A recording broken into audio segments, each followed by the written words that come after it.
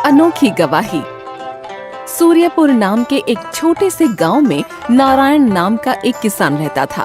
वो अपनी पत्नी गीता व 10 साल के बेटे के साथ अपना जीवन निर्वाह करता था। वो बहुत गरीब था। मजदूरी करके मात्र 2 वक्त का भोजन ही इकट्ठा कर पाता था। एक दिन नारायण की पत्नी गीता उससे बोली,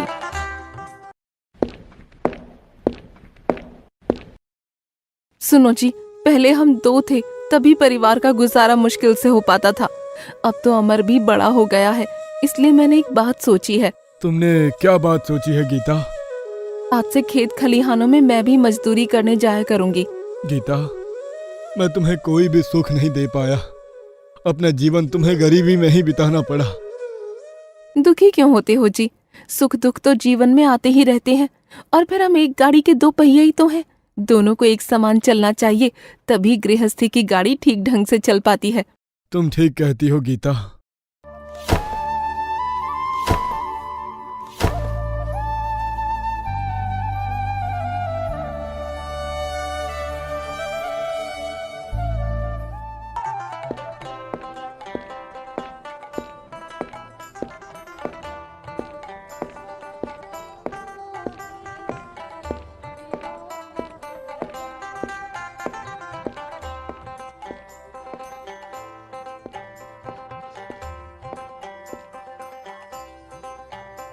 गीता और नारायण दोनों ही दूसरे के खेतों में मजदूरी करने लगे।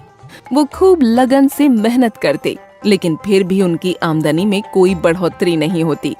2 समय के भोजन के अलावा वो कुछ भी नहीं कमा पाते। धीरे धीरे अमर भी 12 साल का हो गया। एक दिन फिर से नारायण निराश मन से गीता से बोला, गीता, सब पूर्व जन्मों के पापों का फल है। इतने वर्षों में तो कूड़े के ढेर के दिन भी आते हैं। फिर हमने ऐसा कौन सा पाप किया है जो गरीबी हमसे चिपक कर रह गई है? सब ईश्वर की माया है। अब तो वही हमें आगे का रास्ता बता सकते हैं।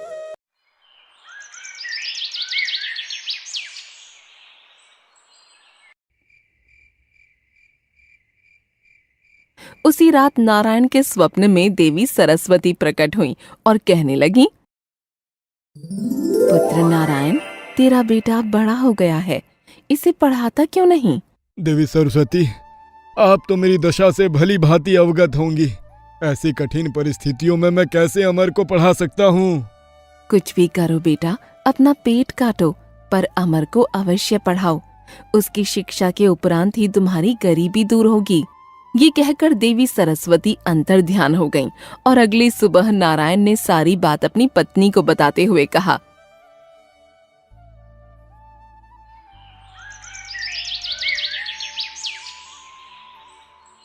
गीता, आज रात माँ सरस्वती मेरे सपने में आई थी। वो कह रही थी, अमर को शिक्षा प्राप्त होने के बाद ही हमारी गरीबी दूर हो सकती है। सुनो जी, तुम आज ही अमर को लेकर काशीनाथ चले जाओ। काशीनाथ? लेकिन वहाँ क्यों?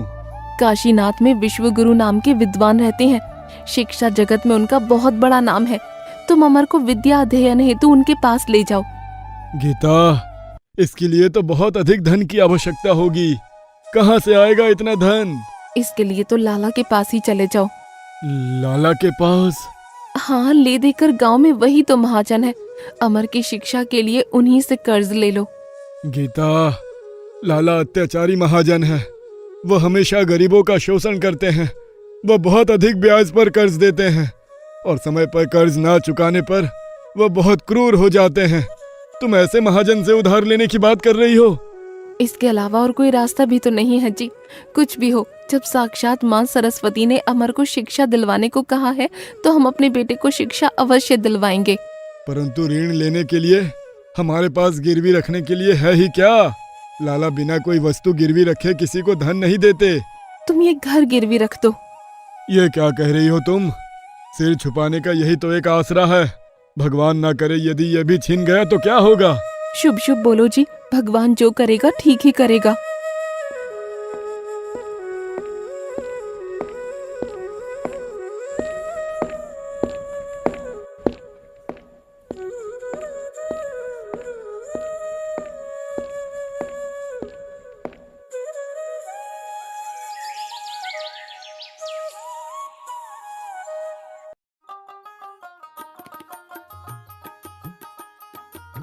फिर उसी दिन नारायण लाला के घर जा पहुंचा और कहने लगा, राम राम लाला जी। कहो नारायण, कैसे आना हुआ आज? लाला जी, एक अर्ज लेकर आया हूँ आपके पास। कहो नारायण, क्या अर्ज है तुम्हारी? लाला जी, मुझे थोड़ा कर्ज चाहिए। कर्ज? किस लिए? मैं अपने बेटे को पढ़ाना चाहता हूँ लाला जी, इसलिए मुझे कर्ज चाहिए था। ओहो, लेकिन तुम कर्ज लोगे किस पर? गिरवी रखने के लिए तुम्हारे पास है ही क्या? लाला जी, तुम तो जानते ही हो मैं कितना गरीब हूँ। ले देकर एक झोपड़ी ही है मेरे पास, बस उसी झोपड़ी को आपके पास गिरवी रख दूंगा। सौदा बुरा नहीं है। नारायण ऋण तो चुका नहीं पाएगा, तो फिर उसकी झोपड़ी पर मेरा कब्जा हो जाएगा। हाँ, मैं तुम्हें 10 सोने के सिक्के उधार दे सकता हूँ। ठीक है लाला जी। इसके लिए मैं तुमसे एक कागज पर अंगूठा लगवाऊंगा और 10 साल की मोहलत भी दूंगा। अगर 10 सालों में तुम कर्ज ना चुका पाए तो तुम्हारी झोपड़ी पर मेरा अधिकार होगा। मुझे ये स्वीकार है लाला जी। फिर लाला ने एक कागज पर नारायण का अंगूठा लगवा लिया और उसे 10 सोने के सिक्के भी दे दिए, जिसे लेकर नारायण ने लाला का शुक्रिया अदा किया।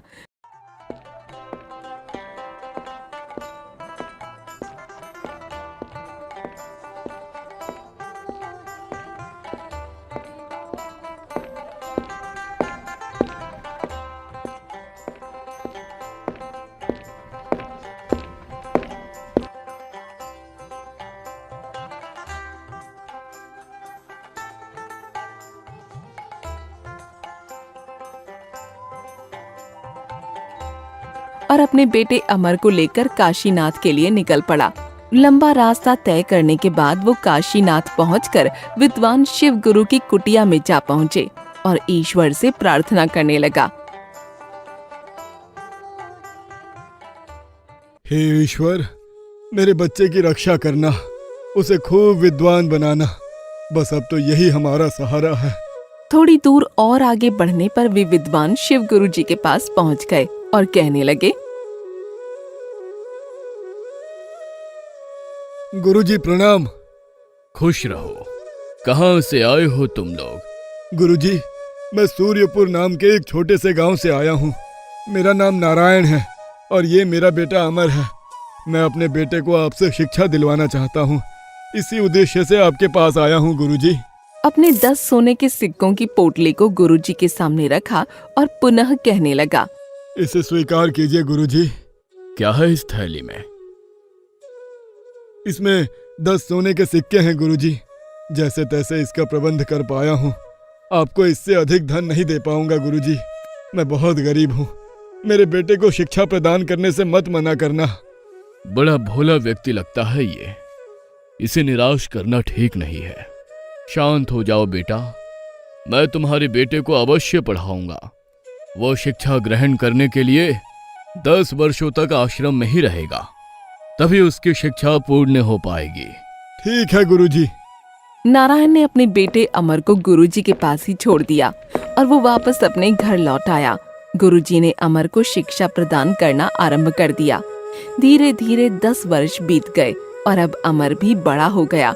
एक दिन गुरुजी ने अमर को अपने पास बुलाकर कहा,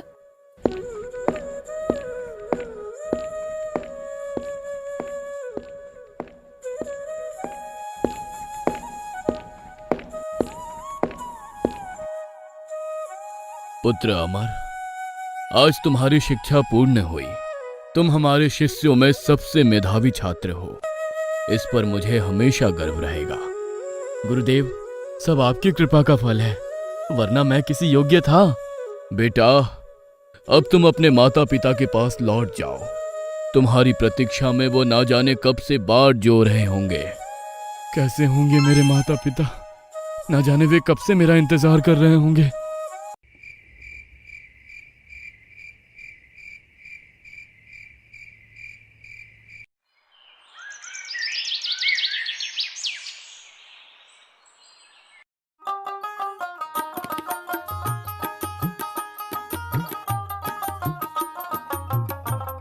अगले ही दिन अमर लंबा रास्ता तय करके अपने गांव जा पहुंचा और अपनी झोपड़ी देखकर सोचने लगा, कितना सुंदर दृश्य है। कितना समय हो गया जब मैं यहाँ से गया था।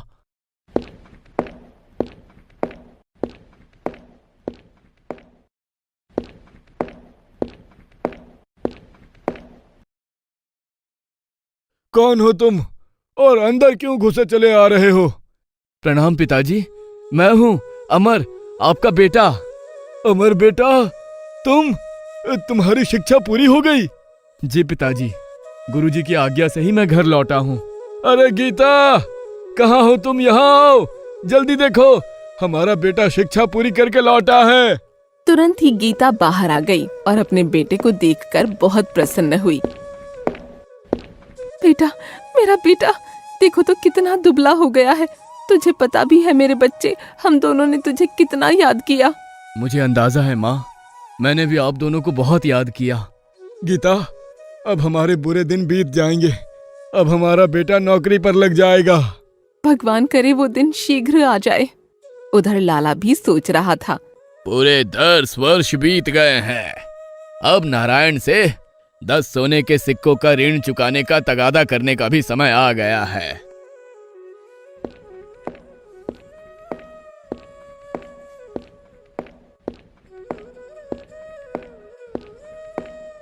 वो तुरंत ही नारायण की झोपड़ी की ओर चल दिया। जब वो झोपड़ी के पास पहुंचा तो सामने अमर को खड़ा देख सोचने लगा।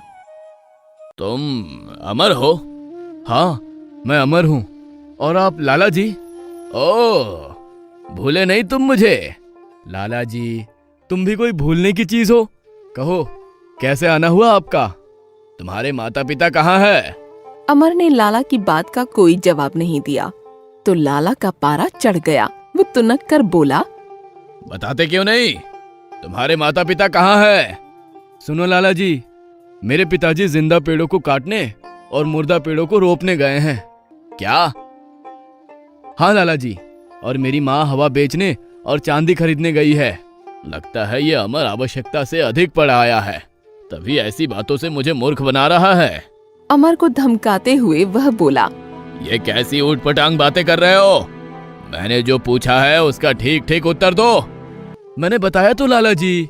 सुनो, तुम्हारे पिताजी ने 10 वर्ष पहले ये झोपड़ी गिरवी रखकर मुझसे 10 सोने के सिक्के उधार लिए थे। क्या? क्या लाला जी, सचमुच? हाँ, नारायण ने 10 वर्ष बीतने पर भी वो सोने के सिक्के मुझे वापस नहीं लौटाए हैं। आज मैं अपने सिक्के लेने आया हूँ। तुम सच सच बता दो कि तुम्हारे माता पिता कहाँ है, नहीं तो क्या करोगे लाला? लड़का बड़ा चालबाज है, इससे चालाकी से काम लेना होगा। तो उधार दिए सिक्के वापस नहीं मांगूंगा। यानी कि आप कर्ज माफ कर दोगे? हाँ हाँ, माफ कर दूंगा। तुम बताओ तो सही वो कहाँ है? लाला जी, मैं आपकी बात पर कैसे विश्वास करूं भला? मैं पृथ्वी और आकाश को साक्षी बना रहा हूं। लाला जी, ये दोनों ही बोल नहीं सकते, अतः उन्हें साक्षी नहीं बनाया जा सकता। तो फिर क्या करे? अगर आप किसी जीवित प्राणी को साक्षी बनाए तो मैं मान लूंगा। ये बित्ता भर का छोकरा तो हाथ ही नहीं जमने दे रहा है, पर मैं भी कोई कम नहीं हूं। तभी लाला की नजर झोपड़ी पर बैठी तितली पर पड़ी। वो कहने लगा, मैं इस तितली को साक्षी मानकर वादा करता हूं कि यदि तुम अपने माता पिता का पता बता दोगे तो मैं उनके द्वारा लिया गया कर्ज माफ कर दूंगा। ये हुई ना कुछ बात लाला जी। अब सुनो, मैंने कहा था ना कि पिताजी जिंदा पेड़ों को काटने वो मुर्दा पेड़ों को रोपने गए हैं। इसका मतलब है कि वो पेड़ों को काट कर बांध लगाने गए हैं। ओह, तो ये मतलब था तुम्हारा। तुम सचमुच बुद्धिमान हो अमर। अच्छा, अब मैं चलता हूँ। लाला, तूने बहुत से भोले भाले गरीब लोगों को सताया है। अब देख तू मेरे जाल में कैसे फंसता है।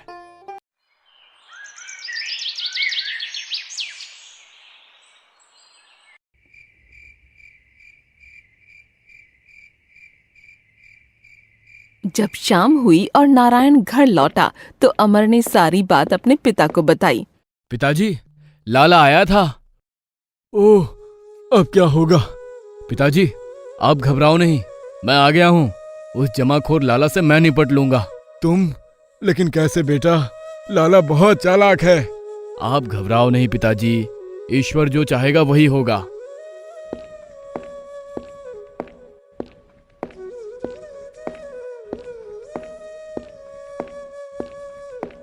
अगले दिन लाला फिर से नारायण के घर आ धमका। उस दिन फिर अमर घर पर अकेला ही था। लाला जी, आज कैसे आना हुआ? अपना उधार मांगने आया हूँ। कहाँ है तुम्हारे माता पिता? लाला जी, तुम किस उधार की बात कर रहे हो जो कल तुमने माफ कर दिया था? माफ किया था? तुम झूठ बोल रहे हो। कल ही तो आपने कर्ज माफ करने की बात कही थी। मैं महाराज के दरबार में शिकायत लेकर जाऊंगा। हाँ। उसी दिन लाला दरबार में पहुंच गया और महाराज से कहने लगा, महाराज की जय हो, मेरा न्याय कीजिए महाराज। अरे लाला, तुम? भला तुम्हें कौन परेशान कर सकता है? महाराज, गांव के ही नारायण ने मुझसे 10 वर्ष पूर्व 10 सोने के सिक्के लिए थे, लेकिन अब मांगने पर उसका धूर्त बेटा उल्टा बोलता है। मंत्री जी, तुरंत नारायण और उसके बेटे को महल में बुलाया जाए। महाराज के आदेश पर तुरंत नारायण और अमर को बुलाया गया तो महाराज ने नारायण से प्रश्न किया। नारायण, ये क्या मामला है? क्षमा कीजिए महाराज, पिताजी की तरफ से मैं पैरवी करूंगा। कहो, क्या कहना चाहते हो? महाराज, ये सच है कि 10 वर्ष पूर्व मेरे पिताजी ने लाला जी से धन उधार लिया था, तो उसे लौटाते क्यों नहीं हो? महाराज, कल लाला जी हमारे घर आए थे तो उन्होंने मुझसे कर्ज माफ करने का वादा किया था, फिर कर्ज मांगने का तो सवाल ही पैदा नहीं होता। यह झूठ बोल रहा है महाराज, मैं कल इसके घर गया ही नहीं था। अमर, क्या अपनी बात सिद्ध करने के लिए तुम्हारे पास कोई प्रमाण है? तब अमर ने कल का सारा किस्सा महाराज को सुनाया तो उन्होंने कहा, ओ, तो एक तितली है तुम्हारी गवाह? जी महाराज, वो तितली ही एकमात्र गवाह है। अमर, यह दरबार है, किसी नाटक का दृश्य नहीं जो तुम मनगढ़ंत कहानी बताओगे। मैं सच कह रहा हूं महाराज, कल लाला जी ने अपनी नाक पर बैठी तितली को गवाह बनाया था। यह झूठ बोल रहा है महाराज, कल जब मैं इसके घर गया था तो तितली झोपड़ी पर बैठी थी। अरे अरे, ये मैंने क्या कह दिया, अपने ही खिलाफ गवाही दे दी। लाला, अब तो तुम मेरे शब्द जाल में फंसी गया। लाला, इस बात से यह सिद्ध होता है कि अमर सच और तुम झूठ बोल रहे हो। अब नारायण तुम्हें 1 भी रुपए कर्ज नहीं चुकाएगा। मुझे माफ कर दीजिए हुजूर, जो मैंने आपसे झूठ बोला। लाला, तुम अपना धंधा चलाओ, लेकिन ईमानदारी से।